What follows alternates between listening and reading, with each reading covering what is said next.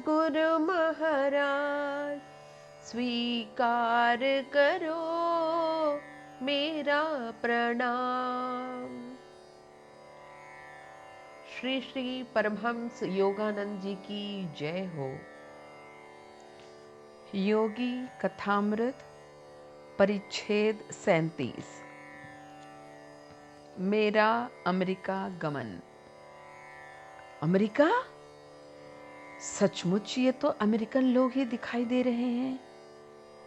यह विचार मेरे मस्तिष्क में उस समय उठा जब मेरी अंतर्दृष्टि के समक्ष पाश्चात्य लोगों की मुखाकृतियों की एक लंबी कतार सी गुजरती दिखलाई पड़ी।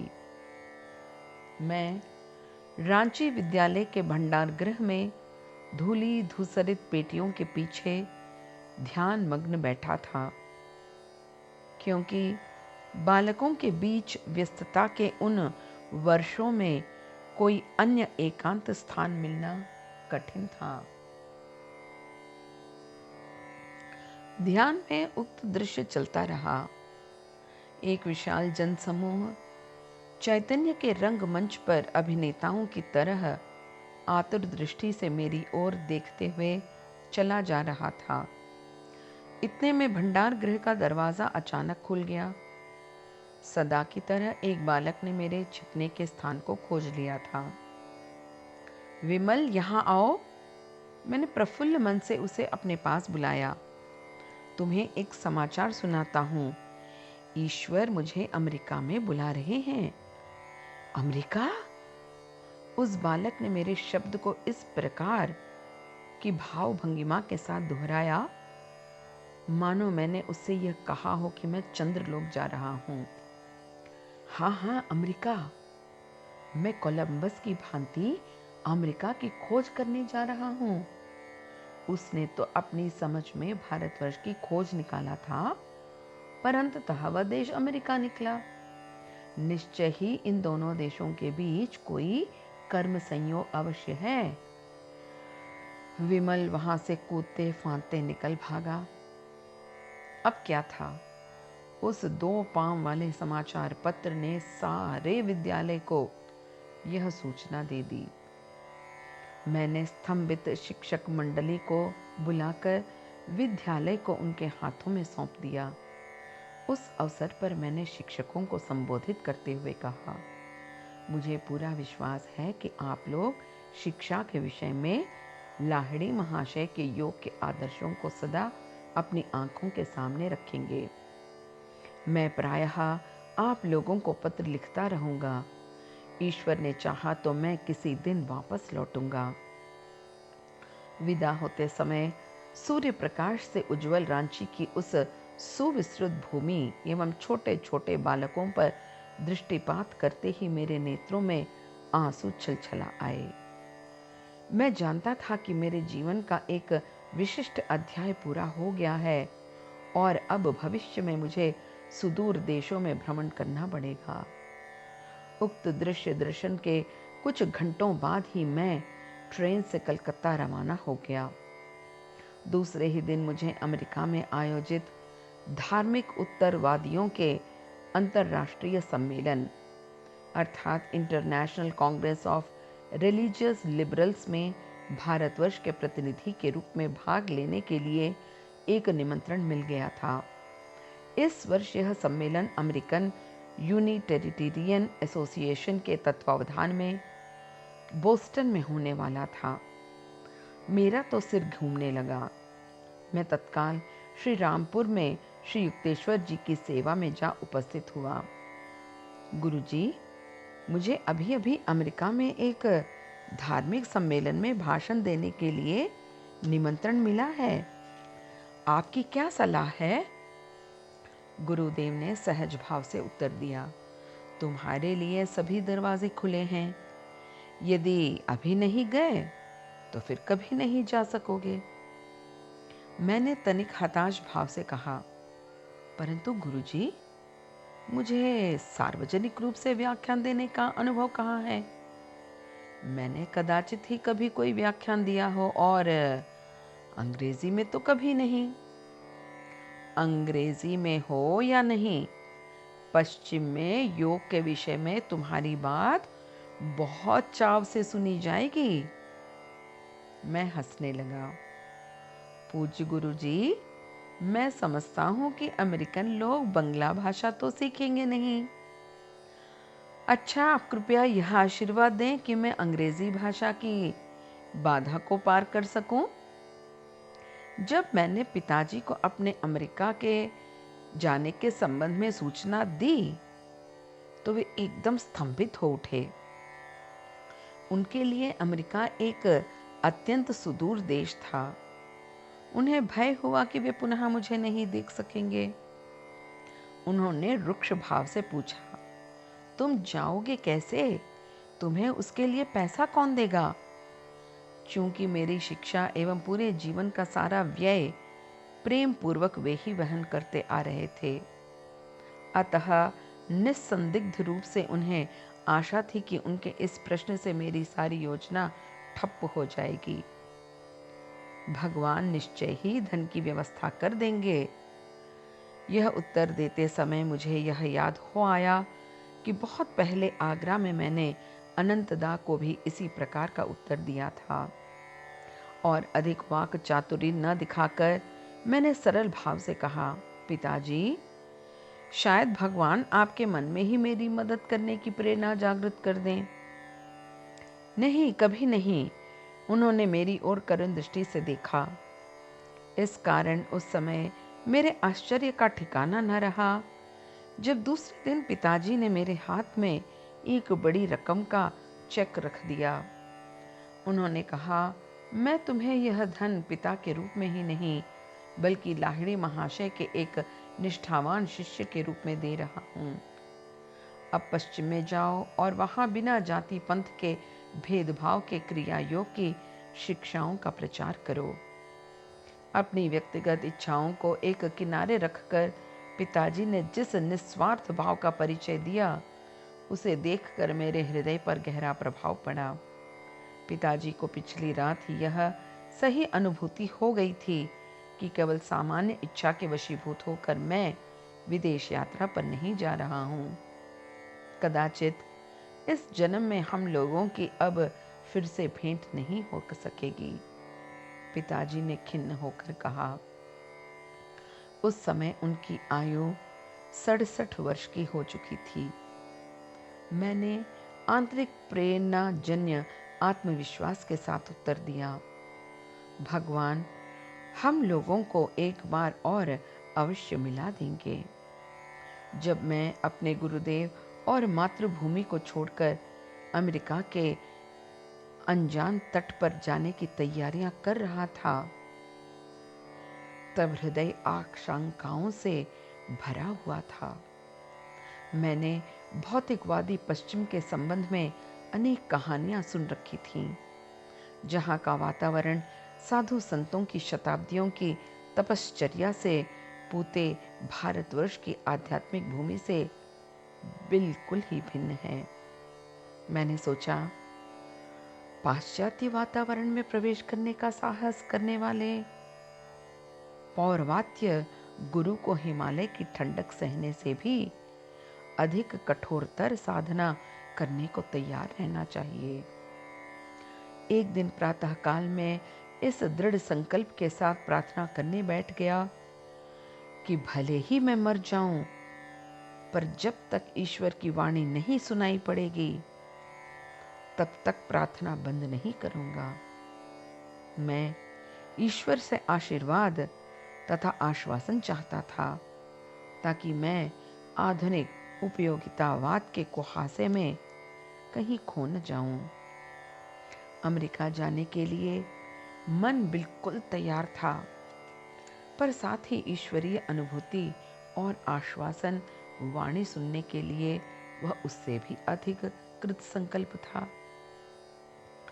हृदय के आंसू हृदय में ही दबाए मैं प्रार्थना करता रहा। कोई उत्तर नहीं मिला। दोपहर के समय मेरी प्रार्थना पराकाष्ठा पर पहुंच गई। यंत्रणा के आवेग से मेरा सिर घूमने लगा। मुझे ऐसा लगा कि यदि अपनी गंभीर आंतरिक भावनाओं को और गहनतन करके एक बार और क्रंदन कर उठूं, तो उसी क्षण मेरा मस्तिष्क फट जाएगा। ठीक उसी क्षण मेरे गढ़पा रोड वाले घर के सदर दरवाजे पर एक खड़खड़ाहट हुई। मैंने दरवाजा खोल दिया। देखता हूं तो एक कौपीनधारी युवा सन्यासी खड़ा है। सन्यासी ने घर में प्रवेश किया। ये निश्चय ही बाबा जी हैं, मैंने आश्चर्यचकित होते हुए विचार किया, क्योंकि मेरे समक्ष उपस्थित सन्यासी की आकृति देखने में लाहिड़ी महाशय की युवा अवस्था की आकृति के समान लग रही थी। उन्होंने मेरे मन की बात ताड़ कर उत्तर दिया, हाँ, मैं बाबा जी हूँ। वे सुमधुर हिंदी में बोल रहे थे। उन्होंने कहा, परम पिता परमेश्वर ने तुम्हारी प्रार्थना सुन ली है। उन्होंने मुझे तुम्हें यह जता देने का आदेश दिया है कि अपने गुरु की आज्ञा का पालन करो और अमेरिका चले जाओ। निर्भय रहो, तुम्हें सदा संरक्षण प्राप्त रहेगा। थोड़ा रुककर बाबा जी ने मुझसे पुनः कहा, पश्चिम में क्रिया योग के संदेश का प्रचार करने के लिए मैंने तुम्हें ही चुना है। बहुत दिन पहले तुम्हारे गुरु युक्तेश्वर से कुंभ मेले में मेरी भेंट हुई थी। तब मैंने उन्हें बता दिया था कि प्रशिक्षण के लिए मैं तुम्हें उनके पास भेजूंगा। उनके अचानक आविर्भाव के कारण भक्ति मिश्रित भय से मैं अवाक रह गया और उनके ही श्रीमुख से यह सुनकर कि उन्होंने ही मुझे श्री युक्तेश्वर जी के पास पहुंचाया था, हृदय एकदम आलोड़ित हो उठा। अमर गुरु के चरणों में मैंने साष्टांग प्रणाम किया। उन्होंने स्नेह के साथ मुझे भूमि पर से उठाया। मेरे जीवन के संबंध में अनेक बातें बताने के बाद उन्होंने मुझे कुछ व्यक्तिगत उपदेश दिए और कई गोपनीय भविष्यवाणियां की। अंत में उन्होंने गंभीरता के साथ कहा, ईश्वरानुभूति की वैज्ञानिक प्रणाली क्रिया योग का अंततः सब देशों में प्रचार हो जाएगा और अनंत करुणामय परम पिता के व्यक्तिगत अतीन्द्रिय अनुभव के द्वारा राष्ट्रों के बीच सामंजस्य स्थापना में क्रिया योग सहायक होगा। तत्पश्चात अपनी महिमामय दृष्टि के बल से महागुरु ने अपने विश्व चैतन्य या ब्रह्म ज्ञान की झांकी दिखा दी, जिससे मुझ में विद्युत वेग से एक नए उत्साह का संचार हो आया। दिवि सूर्यस्य सहस्रस्य भवेद युग उपदुत्थिता, यदि भासदृशी स स्याद भासः तस्य महात्मनः। अर्थात यदि आकाश में कभी सहस्र सूर्य एक साथ उदित हो सकें, तो उससे उत्पन्न प्रकाश भी इस महान विश्व रूप के प्रकाश के सदृश कदाचित ही हो। कुछ क्षणों के बाद बाबा जी दरवाजे की ओर बढ़ते हुए बोले, मेरे पीछे आने का प्रयास मत करो, तुम्हारे लिए वह संभव ही नहीं होगा। मैं पुकार पुकार कर बारंबार कहने लगा, बाबा जी दया करके चले मत जाइए, मुझे भी अपने साथ लेते जाइए। उन्होंने उत्तर दिया, अभी नहीं, किसी और समय। भावावेग में मैंने उनकी चेतावनी पर ध्यान नहीं दिया। जब मैंने उनका पीछा करने का प्रयत्न किया, तब मुझे ज्ञात हुआ कि मेरे दोनों पांव जमीन में गड़ से गए हैं। दरवाजे पर से बाबा जी ने स्नेह के साथ मुझ पर अंतिम दृष्टि डाली। उस समय मेरी लालसा भरी आंखें उन्हीं पर टिकी हुई थीं। जब उन्होंने आशीर्वाद की मुद्रा में हाथ ऊंचा किया और तत्पश्चात वहां से चल दिए, कुछ मिनटों के बाद मेरे पांव मुक्त हो गए। मैंने पुनः बैठकर ईश्वर को बारंबार धन्यवाद देते हुए गहन ध्यान में निमग्न हो गया। न केवल इसलिए कि उसने मेरी प्रार्थना का उत्तर दिया था, बल्कि इसलिए भी कि उसने बाबा जी के दर्शन दान से मुझे कृतार्थ कर दिया। प्राचीन किंतु चिर युवा महागुरु के स्पर्श से मेरा शरीर धन्य और पवित्र हो गया। उनका दर्शन पाने की मेरे मन में चिर आकांक्षा थी। अभी तक मैंने बाबा जी के साथ अपने साक्षात्कार की यह कहानी किसी को नहीं बताई है। एक पवित्रतम मानवीय अनुभव के रूप में मैंने इसे अपने हृदय में छिपा रखा था।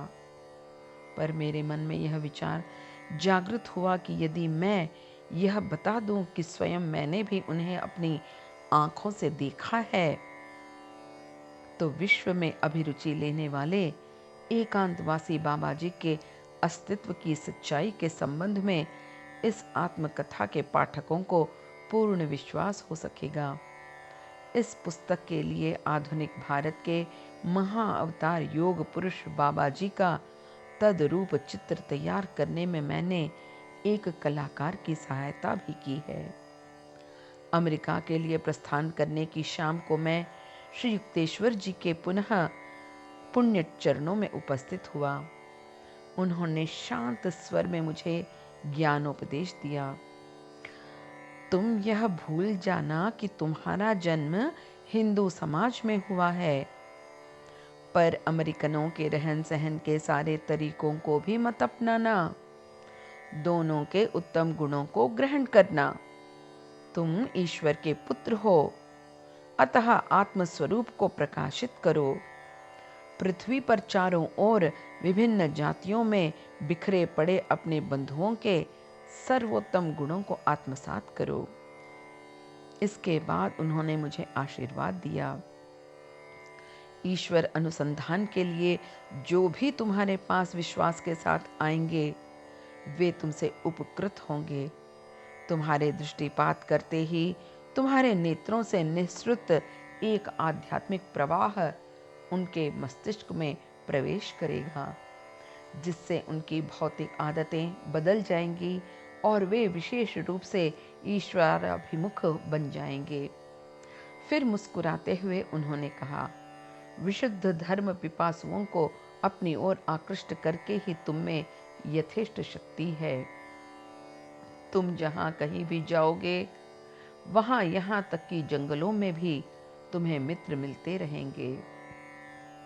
श्री युक्तेश्वर जी के दोनों ही आशीर्वाद भली भांति फलीभूत हुए। मैं अकेला ही अमेरिका आया था, जहां पहले से मेरा कोई भी मित्र नहीं था, परंतु आने पर देखा कि हजारों लोग शाश्वत आत्मा के अमर संदेश को ग्रहण करने के लिए आतुर हैं।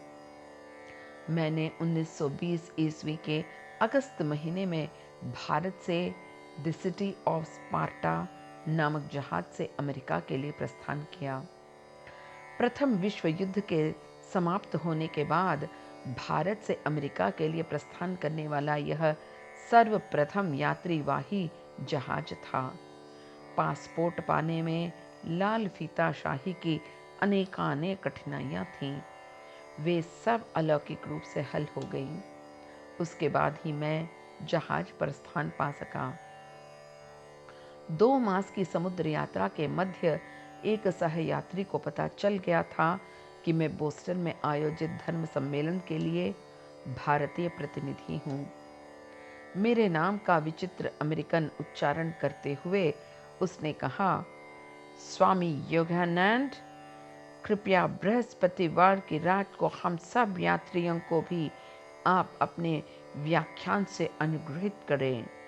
मेरा विचार है कि यदि आप जीवन, युद्ध और उसमें विजय पाने के उपाय विषय पर भाषण करें तो हम सबका बड़ा उपकार होगा।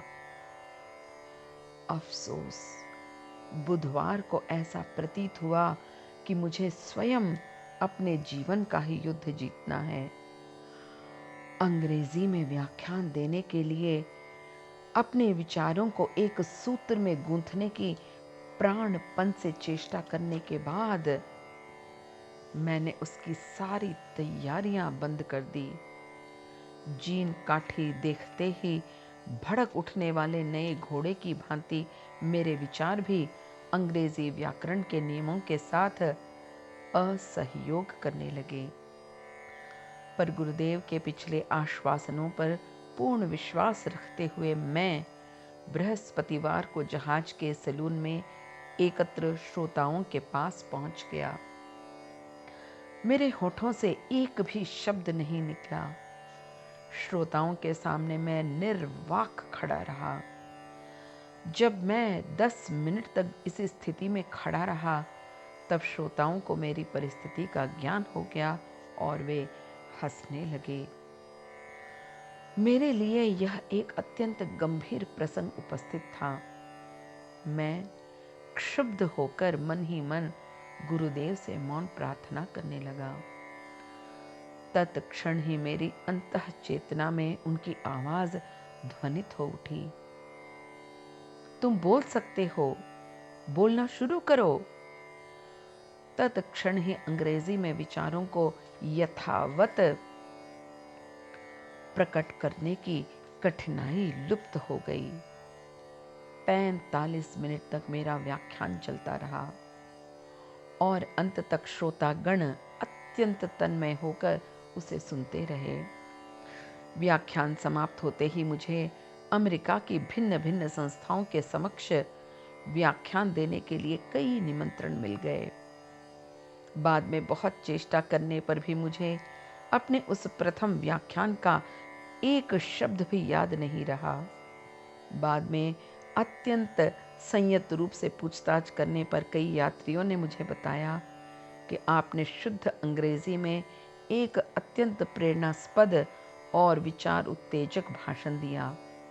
इस आह्लादकारी समाचार को सुनकर मैंने सामयिक सहायता के लिए अपने गुरु को हृदय से धन्यवाद दिया और मुझे पुनः यह अनुभव हो गया कि वे सदा मेरे साथ हैं और देश काल के सभी व्यवधान उनके लिए नगण्य हैं। बाकी समुद्री यात्री के मध्य केवल एक बार बोस्टन कांग्रेस में अंग्रेजी भाषा में व्याख्यान देने के विषय में भय का भाव उदित हुआ था। मैंने भगवान से हार्दिक प्रार्थना की, दयामय प्रभु, तुम ही मेरे एकमात्र प्रेरणा शक्ति बनने की कृपा करो। द सिटी ऑफ स्पार्टा सितंबर के अंत में बोस्टन के तट पर जा लगा। 6 अक्टूबर 1920 को मैंने धर्म सम्मेलन में जाकर अमेरिका में अपना पहला व्याख्यान दिया। मेरे भाषण का अच्छा स्वागत हुआ। मैंने मुक्ति की सांस ली। उस धर्म सम्मेलन के संबंध में प्रकाशित कार्य विवरण में अमेरिकन यूनिटेरिटेरियन एसोसिएशन के सेक्रेटरी महोदय ने अपना मंतव्य इस प्रकार व्यक्त किया। ब्रह्मचर्य आश्रम रांची के स्वामी योगानंद अपनी संस्था की ओर से कांग्रेस के लिए अभिनंदन लेकर पधारे हैं।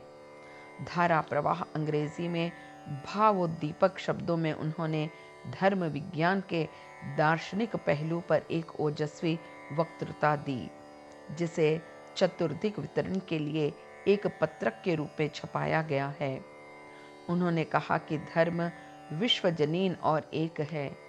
संभवतः हम किसी विशिष्ट रीति रिवाज और परंपरा को विश्वजनीन न बनने सकें, पर धर्म में निहित सामान्य तत्व को हम अवश्य विश्वजनीन बना सकते हैं और समान रूप से सबसे उसका अनुसरण करने और उसे मानने के लिए कह सकते हैं। पिताजी की उदार सहायता के कारण धर्म सम्मेलन के समाप्त हो जाने के बाद भी अमेरिका में और कुछ समय तक रहना मेरे लिए संभव हो सका। बोस्टन में सुख से मेरे 4 वर्ष कट गए। इस अवधि में मैंने सार्वजनिक व्याख्यान दिए, शिक्षा वर्ग चलाए और सॉन्ग्स ऑफ द सोल नामक एक काव्य पुस्तक भी लिखी, जिसकी प्रस्तावना सिटी ऑफ न्यूयॉर्क कॉलेज के president doctor Frederick B Robinson ने लिखी है। 1924 की ग्रीष्म ऋतु में मैंने पूरे महाद्वीप की यात्रा की। उसके मध्य मैंने अनेक मुख्य शहरों में हजारों लोगों के समक्ष व्याख्यान दिए।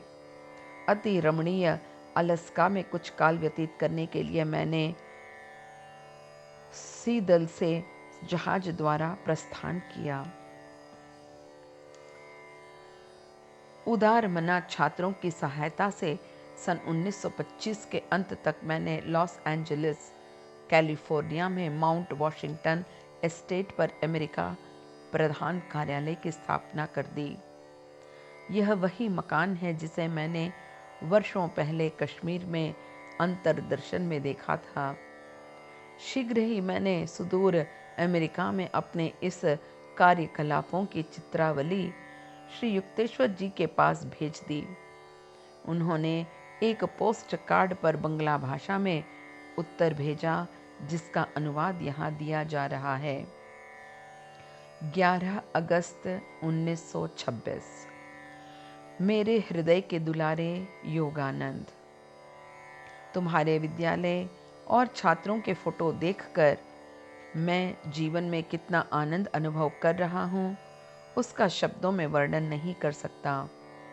भिन्न भिन्न शहरों के तुम्हारे योग छात्रों को देखकर मन आनंद से विगलित होने लगा है।